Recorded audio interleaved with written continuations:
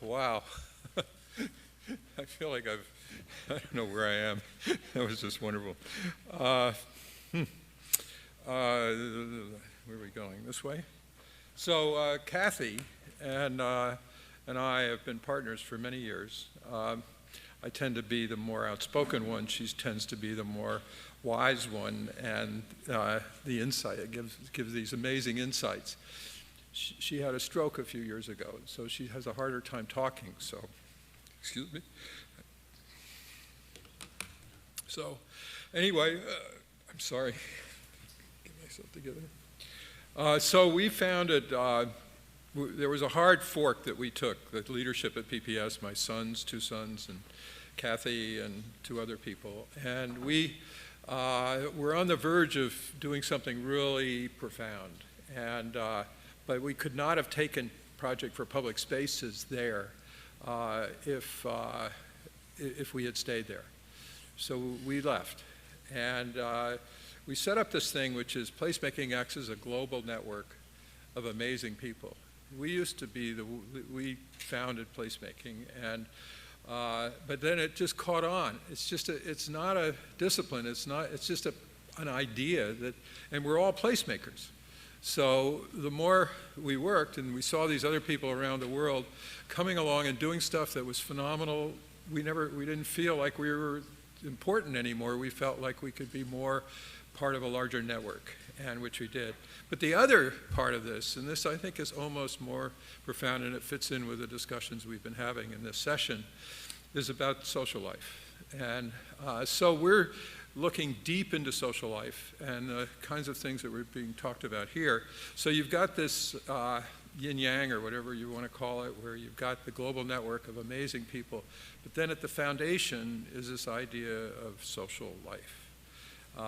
And that's profound, and we'll get into what that is. So we were sitting in a market in Munich, and we saw this bench, and it was the ugliest thing we probably had ever seen. And we came back that night, and those 2 pieces of wood were gone. And we said, wow, that's interesting. So we came back the next day, and they put it back out. So in the morning, whoever puts it on that piece of metal, it's between a soup place and a drink place. And it becomes the connection between the 2. And people can sit there. They don't sit very long. It's not very comfortable. But you can see where you put the bag, and you have your drink. So you need that. So it's this amazing little piece of place making. And then these women were there for a while, and they just were laughing and giggling and having their drink. And the life of that little place is woven together by that little simple bench. So placemaking is really a dynamic human function. We all do it. It's an act of liberation, of staking claim, of beautification. It's true human empowerment. Everyone is a placemaker. So Kathy and I, but mostly Kathy, wrote a book called How to Turn a Place Around. And we had these 11 principles, and I don't have time to go into all of them, but these 4 are critical. Without hesitation, this is maybe 20 years ago we wrote this. The community is the expert. You're creating a place, not just a design. You can't do it alone, and if they say it can't be done, it doesn't always work out that way. And if they say it can't be done, that's the proliferation of silos out there that all want to be part of the agenda to make our cities better. But none of them are really thinking about the social life as the core force that they need to be dealing with. So, but saying that the community is the expert was an enormous release for us. Sure, we know a lot about public spaces, but we don't know what to do in that space or this space. The people in the community do. And so we have a game, and we do something called the Power of 10 and all those things, and it's being used all over the world now. And really what it is helping people to find out who they are and what they're about and what they want to be part of. So it's not complicated, but it's revolutionary. So about a week ago, we changed our whole strategy. And we turned everything upside down. And we decided that no longer were we just doing placemaking from the ground level and all of this down here, but we were really part of the global solution to the global catastrophe. And we really began to realize that in a sense, we can get those solutions through local communities. And that's the foundation of where we need to go to save this planet. And the moment is now. This is last week, okay? So 50 years ago, I'm a community organizer, and I organized Earth Day in 1970 in New York City. And the next day, this was the picture that went around the world. It's the biggest fake news story you've ever seen. Because no one in that picture knew it was Earth Day. Because it was a beautiful sunny day, the first day of spring, and everyone came out, and then this picture went around the world. And it was sort of, the catalyst, but there were a lot of reasons why it happened, for a lot of reasons. So I'm jumping ahead because something happened about 6 years ago where we started working in Detroit. And I was asked to come and help to do a master plan for downtown Detroit. And I said, no, I will not do that. I don't believe in master plans. I think they are a waste of time. They have nothing to do with people in their communities. And I don't know why I went, but I did. And about a month into the master planning process, they agreed. And they said, well, we better do something different. So they did we did a placemaking vision with them. And these are the sites in the downtown of Detroit. Detroit had basically been evacuated. In 1917, it looked like that. And look at that statue there, Soldiers and Sailors Monument, and look at it there. That's what happened. It didn't move, it just evacuated. Everything around it left. So we did a plan, it was implemented. And then we worked with a guy on the left who owned $7 billion assets, brought most of downtown Detroit. And I called him a zealous nut, and he liked that because he was not a developer. He had no idea what he couldn't do, which is his biggest asset. And the person he worked with, a woman that we worked very closely with, so he started doing public spaces. He led the redevelopment of Detroit through the public spaces. It wasn't through development, it was through the public spaces. And everything was about programming. There was no design done, but programming is a lot about design. So this is the vision. And we released that vision in 2014. And that was what the visuals things. And we implemented it in 4 months. And it became that. And part of what we did was put a beach in the center of Detroit, and guess what? A beach is for everyone. So everyone came. And then when you put a beach and you put a beer garden and a lot of toys and playthings and stuff like that, you've got a center. That's the central of the place. And so this happened, and a skating rink and that, and then games and basketball. And then for all the sterile office towers, they had to put stuff out front to add humanity to it, because that was part of the problem, is all these new buildings had no sense of place. And so this was what happened. So in going back to that, that was the central area, but we worked on most of the other areas as well, programming the space with a person locally who could do phenomenal work. And that was a lot like Frith, what Frith was doing. I mean, and what they're doing here on the waterfront here.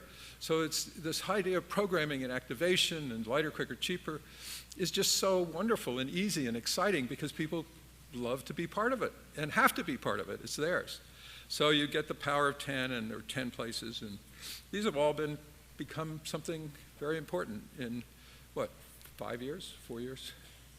So in New York City, we did the same thing in places. So the idea of what this is you need to create energetic anchors of activity, make it a movable piece, get life on the streets and sidewalks, bring the inside out, and use lighter, quicker, cheaper to make things happen. And so I'm going to go into streets very quickly. If you design your community around cars and traffic, you get more cars and traffic. And this is in Sydney, Australia. And these poor women were trying to get across the street. And so they hugged each other. So we call it a public display of affection. But it was an 800-foot block, and this was in the middle of the block. When you design your community around people, you get, in places, you get more people in places. Duh. But why aren't we doing that? It's not on anyone's agenda. And Alan Jacobs, who he wrote a book on streets, just a couple of things there. If you develop and design streets so they're wonderful, fulfilling places to be, you will successfully design about 1/3 of the city directly, and you'll have an immense impact on the rest. You've got that problem here. You've got this problem in the other places, Bridgewater, wherever we went. And this is one of the places we worked on first in New Haven. Pretty ugly spot, but it had some very viable, strong retail. We didn't get rid of any of the stores, but we widened the sidewalk, narrowed the lanes to 9.5 feet, and created an amazing corner, which then was right across from Yale University. And then when I was working with Holly White, I did a study of the day in the life of a wastebasket. I spent time with pickpocket detectives. But that wastebasket on the lower corner, and there's a bank right next to this on the right, and I talked to the owner of that, and I said, "You must like your location," and he said, "No," and I said, "Why?" Because people start walking faster when they go by the bank, and it takes them 2 or 3 storefronts to slow down and get into a window shopping rhythm. Wow, that was amazing. And the wastebasket, that's a whole other story. The day in the life of a wastebasket, I did a film. But that's the building, that's that same block now. Nothing is going on there of any real significant value. So, and then I love this, the bollard, the little bollard in Paris. Look at that picture. The Superman is there, someone's leaning with a suitcase against the bollard. She's got her little duck with that, and he's holding on to the lamppost. You know, and these people are standing talking at that. This is the social life of a corner, of a crosswalk. And then you get this where that's a heavily used bollard, and look at these other people, how they're using it at the corner. But you can also take those bollards and you can change the whole dynamic as you move from a fast-moving street into a neighborhood. Change entirely the dynamic, and the whole space becomes different. And you can do that. And then you can go this way with this friend of ours who died, unfortunately, but he took an intersection like this, which was a horrible place. Everything was removed back so that the evil of this intersection had such an impact on the downtown.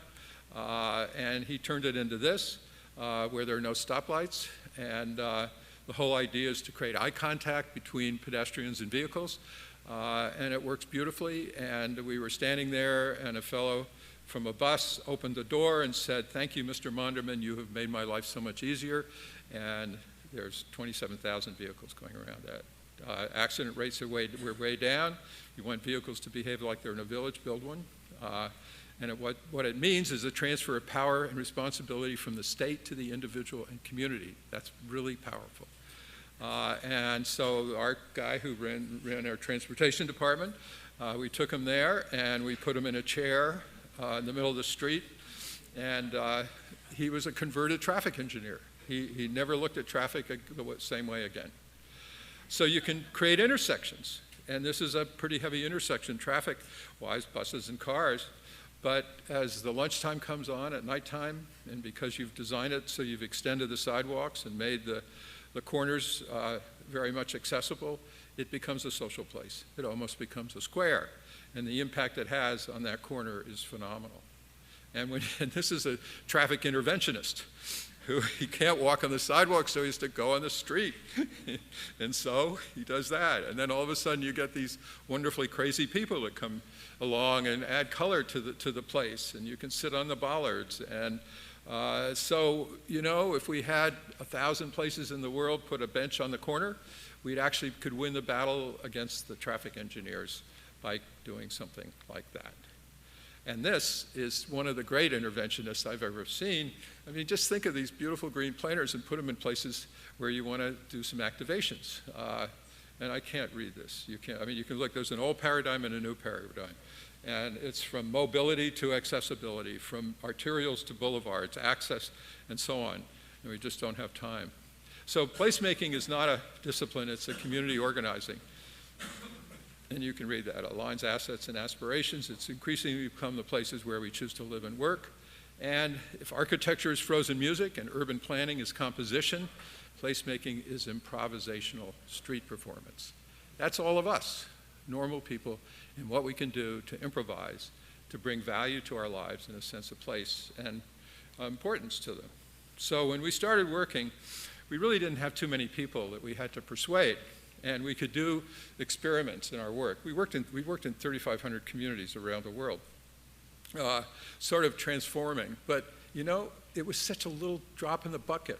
It couldn't go very far. We had to go much further by setting up this network. But today, we've got all of these disciplines there. They're all in silos, all very important, all extremely focused on parts of the larger equation. But you can't get through them all. It's almost impossible to get things to happen. So the lighter, quicker, cheaper becomes even more important, and the prominence and the importance of people and community becomes there. So this has been our motto for a long time. We were in a meeting in Buffalo, New York, and we were leaving the room, and someone said to me, you seem like you want to turn everything upside down. And I said, yes, to get it right side up. And then I think we were in Perth, Australia, and we came up and someone said, well, you mean to get from inadequate to extraordinary?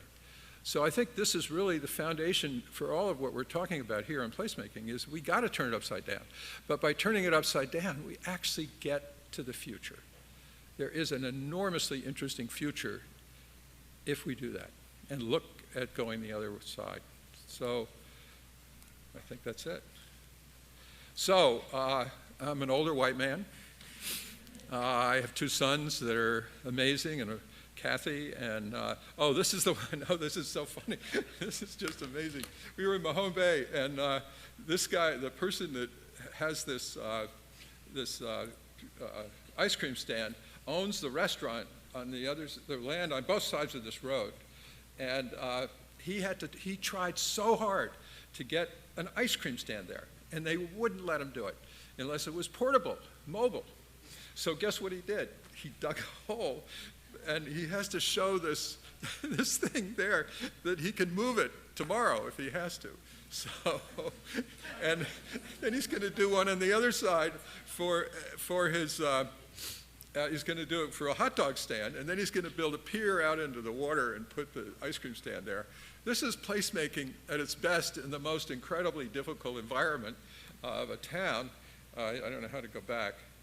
Yeah, so this is the family and the daughters, and there's 9, the daughters are in 9th grade, and there are 9 of them that have 3-hour shifts for this wonderful place.